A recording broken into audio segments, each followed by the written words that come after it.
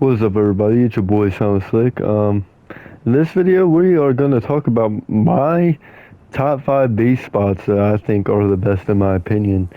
And before we get into this, I would like to ask all y'all to like and subscribe. As of now, 85% of the players on my channel are not subscribed who watch my videos, so make sure y'all smashing that subscribe button for more content and giveaways and stuff that will be coming up.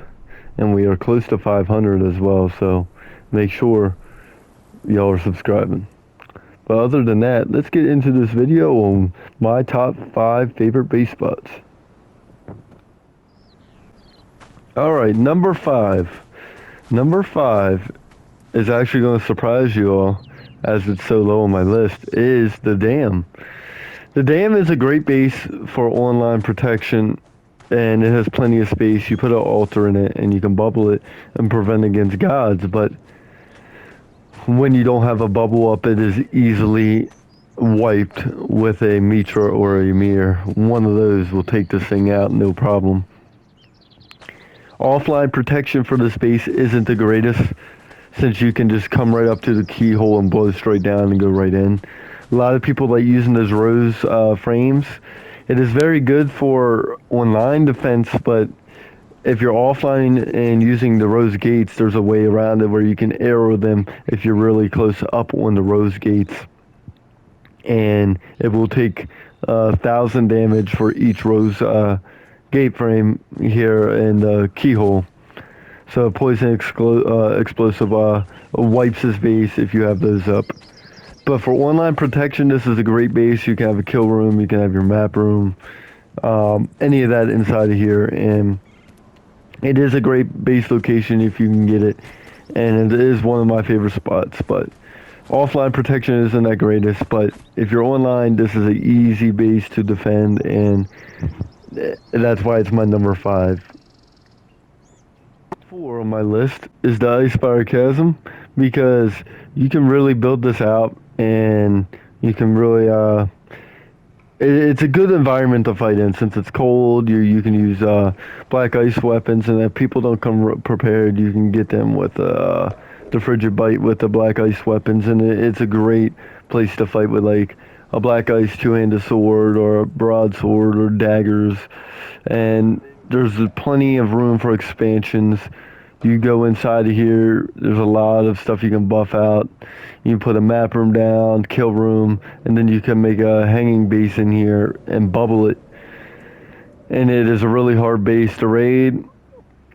It's really hard to raid online. It's, say it's about a medium difficulty raid offline, depending on how well it's built and how many thralls are in here, and if there's a bubble up or not.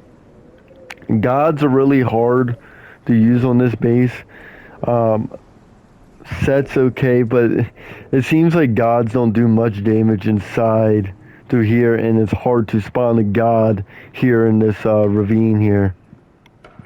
And that's why this spot is number 4 on my list. But great base spot, all in all, love it. Recommend building here. Number 3, the Deserter's Gutter. A great spot in my opinion, very great spot. Everyone's gonna be like, why is it number 3? Well, I'm gonna tell you why it's number 3. Great base, very great base to build in. Very much room, very roomy. Most people, if you're smart, you'd build a hanging apple and crane the sides over here and prevent bomb placement, which makes it very, very difficult to raid. Probably one of the most difficult base spots to raid in the game. Plenty of room to honeycomb all the way through here and have your map room down here and everything you need in this base. There's several spots where you can raid from, though. You can raid through the 2 keyholes. You can raid through here and here, and also in the 2 sides over here and here. In my opinion, blowing through the keyholes are the hardest ways to raid this base, as in I like blowing down and just spamming bombs and destroying everything in here. If a bubble's up, this base is very, very hard to raid. A god can do fairly a good amount of damage, especially a Mitra or a Set does great in this base. It is very costly though to build and will take a lot of building materials, but in all, this base is one of the hardest bases to raid in this game if built properly, and highly recommend getting this spot if you are in here. But there are some cons to this base, as in I've been banned several times here, even for a couple thousand building pieces, like 2,000 building pieces, and I think it's like blocking off a passageway, but I could be possibly wrong and maybe just a dumb report. But that's why this is number 3 on my list. It is a great spot, highly recommend it. Number two is the aqueduct, and people are gonna be like, why are you putting the aqueduct number 2? And I will tell you why.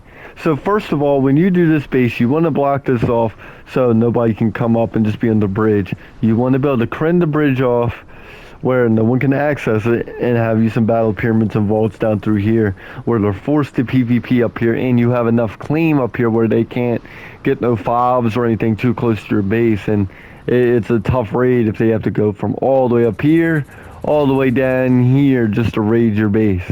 Make sure you're doing courtyards and walling off certain sections of the bridge and stuff like that. Let's get into the inside.